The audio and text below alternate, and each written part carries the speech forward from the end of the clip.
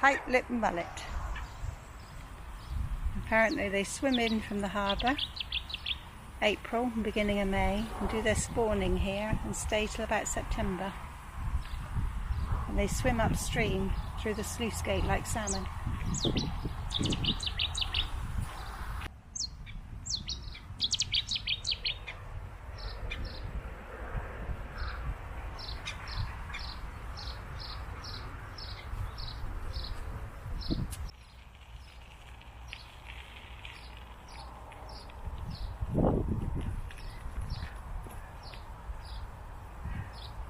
Strange to see mullet in here, isn't it? Yeah, I was just talking to somebody who says they come every year about end of April, May and spawn.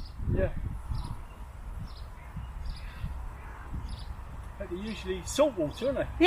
Yeah, but this is brackish, isn't it? Because it's the harbour comes in.